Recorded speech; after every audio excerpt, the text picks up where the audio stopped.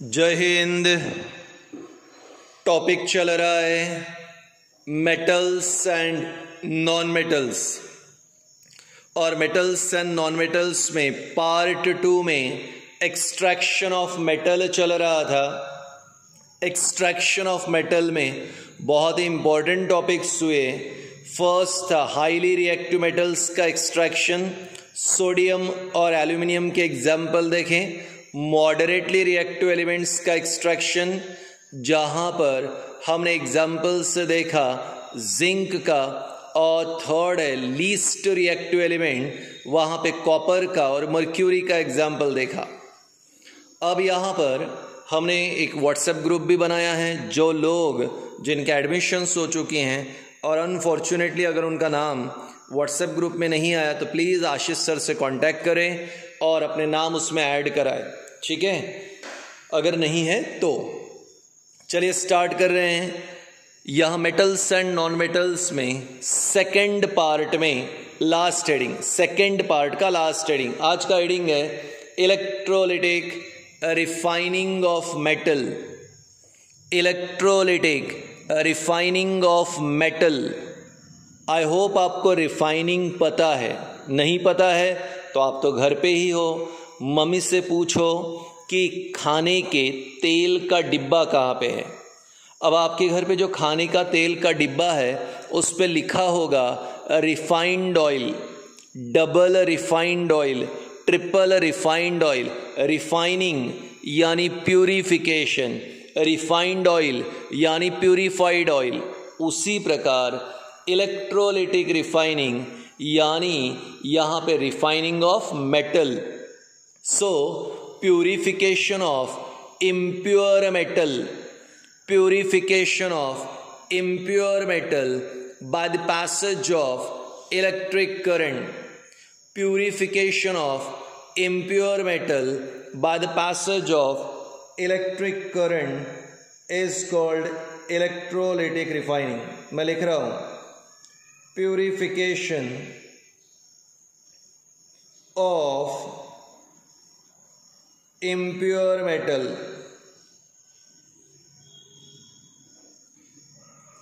by the passage of electric current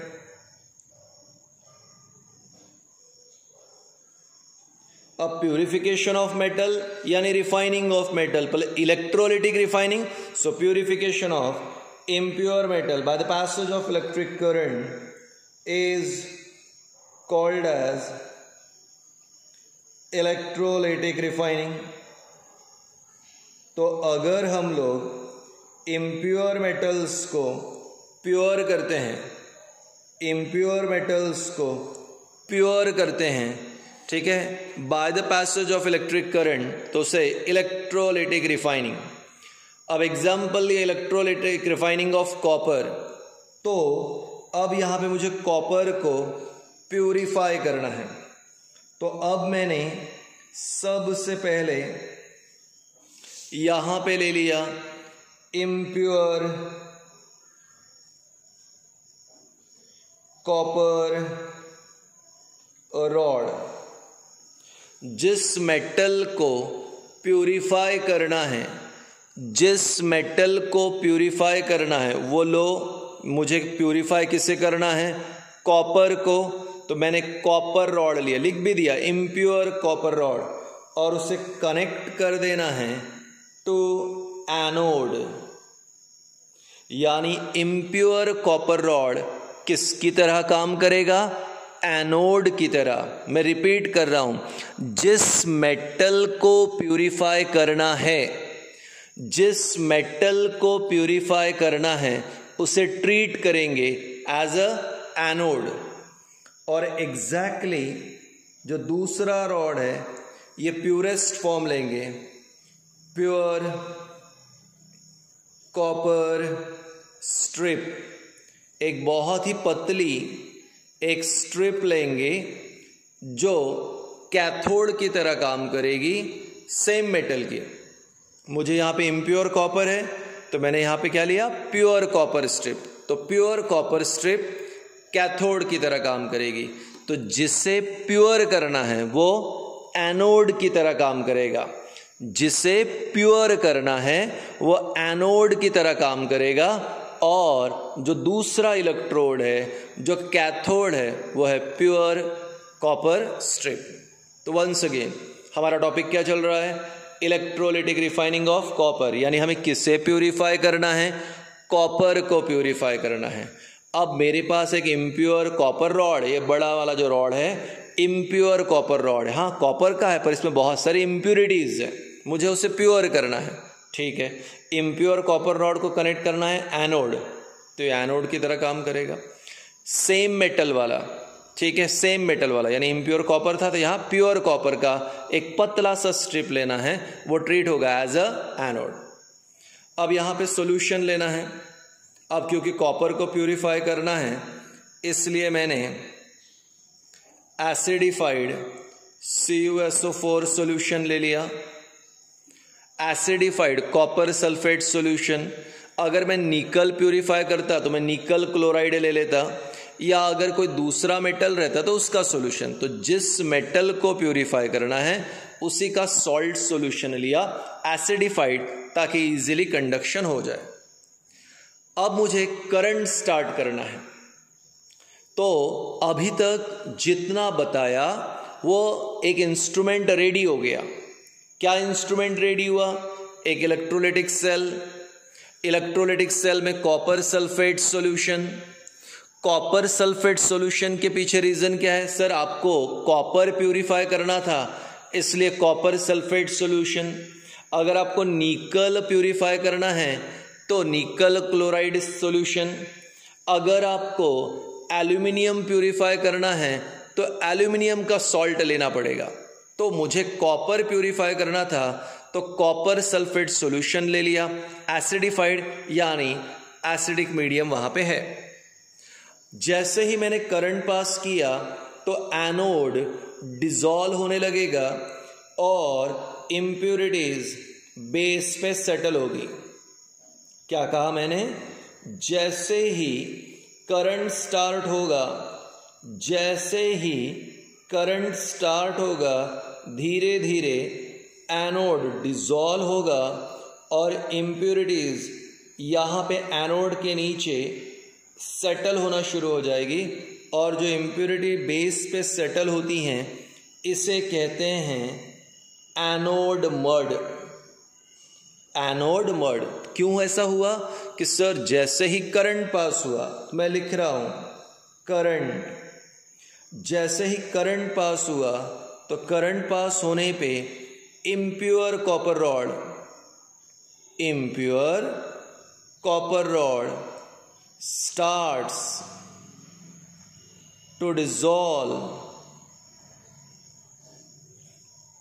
and forms Cu2 positive ions. Current pass करने पर impure copper rod धीरे धीरे dissolve होगा, और वो डिसॉल्व होने पर यहाँ पे क्या तैयार हो जाएंगे? आयंस तैयार हो जाएंगे। कौन से आयन? Cu2 positive ions. क्या होगा? इम्प्यूरिटीज, इम्प्यूरिटीज जो भी इम्प्योर कॉपर रॉड में इम्प्यूरिटीज थी, impurities starts to settle, impurities start to settle at bottom, और जितनी भी इम्प्यूरिटीज थी वो बॉटम पे धीरे धीरे सेटल होना शुरू हो जाएगी, and is known as anode mud. जो इम्प्यूरिटीज बेस पे जमा हो गई उसे क्या कहेंगे?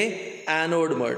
तो जैसे ही हमने करंट स्टार्ट किया, इम्प्योर कॉपर रॉड डिसॉल्व होने लगा, क्या तैयार करने लगा? वो आयंस तैयार करने लगा। कौन से आयन? Cu2 positive ion. ठीक है, जो इम्प्यूरिटीज थी वो बेस पे सेटल हो गई, इम्प्यूरिटीज को क्या बोला? Anode mud. तो अभी हुआ नहीं है, वापस टॉपिक पे। Electrolytic refining of copper 3 mark के लिए एग्जाम में आएगा, इंपॉर्टेंट है। अब इलेक्ट्रोलिटिक रिफाइनिंग ऑफ कॉपर यानी हमें इम्प्योर कॉपर को प्योर फॉर्म में कन्वर्ट करना है। तो जिस मेटल को प्यूरिफाई करना है जिस मेटल को हमें प्योर बनाना है उसे हम ट्रीट करेंगे एज एनोड। तो इम्प्योर कॉपर रॉड, उसे कनेक्ट किया पॉजिटिव टर्मिनल पे, that means it is behaving like anode.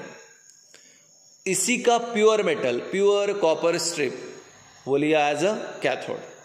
Solution डाल दिया, acidified copper sulphate solution, current pass किया, इम्प्योर मेटल डिसॉल्व हो गया, आयंस तैयार किए, इम्प्योरिटीज बॉटम पे सेटल हो गई in the form of anode mud. क्या तैयार हो गए थे वहां पे? आयंस। अब यहां पे Cu2 पॉजिटिव आयंस आ गए। ये Cu2 पॉजिटिव आयंस क्या करेगा? इट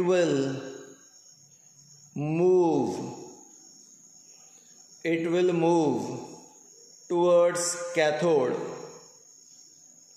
कहां मूव करेगा? Cathode. And start depositing over it.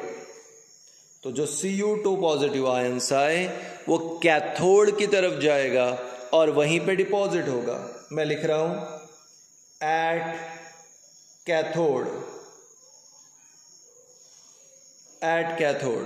कौन गया कैथोड के पास? अभी बताया, Cu2 पॉजिटिव आयंस। कौन गया कैथोड के पास? Cu2 positive ion. मेरा वही क्वेश्चन काई के लिए गया? वेरी सिंपल सर, इलेक्ट्रॉन लेने के लिए गया। एक कॉपर के पास कितने कम हैं? 2 कम है। कहां से लेने गया? सर कैथोड से लेने गया। मैंने लिख दिया ब्रैकेट में, फ्रॉम कैथोड। तो कैथोड अब Cu2 पॉजिटिव आयंस को कितने इलेक्ट्रॉन्स दे रहा है? सर 2 इलेक्ट्रॉन्स दे रहा है। और जैसे ही वो 2 इलेक्ट्रॉन्स देगा, क्या बन जाएगा ये? Cu solid. क्या लिखूं मैं यहां पे?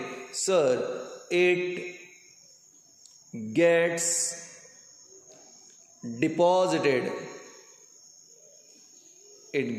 डिपॉजिटेड ओवर, कहां पे? कैथोड। तो जो Cu2 पॉजिटिव आयंस बने वो कैथोड के पास गए। क्यों गए? इलेक्ट्रॉन लेने के लिए। उन्होंने इलेक्ट्रॉन 2 ले लिए, क्या बन गया? Cu solid. कहां पे डिपॉजिट हो गया? कैथोड। अब जरा ये फिगर देखो ध्यान से सभी लोग।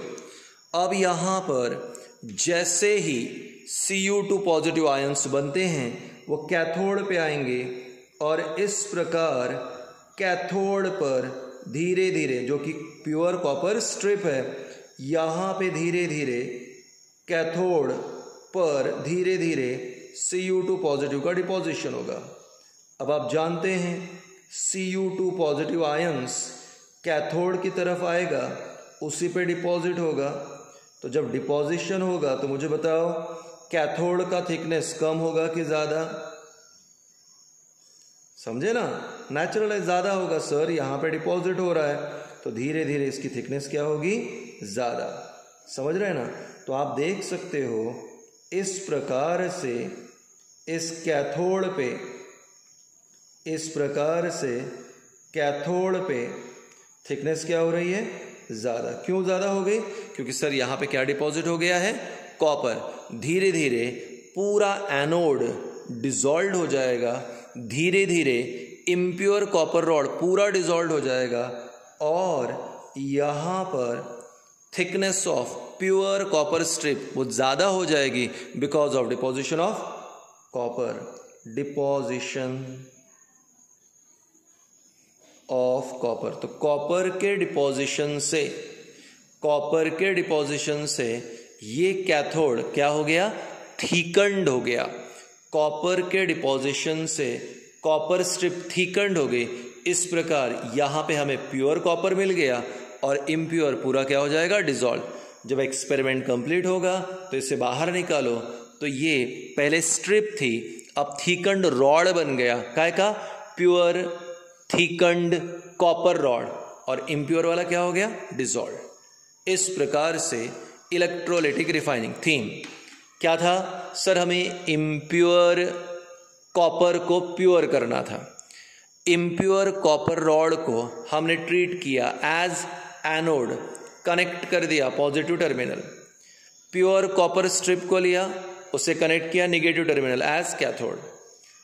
एसिडिफाइड कॉपर सल्फेट सॉल्यूशन लिया, करंट पास किया, करंट पास करने पे इम्प्योर कॉपर रॉड डिसॉल्व हो गया, आयंस बनाए, इम्प्योरिटी बेस पे सेटल हो गई, एनोड बॉन्ड।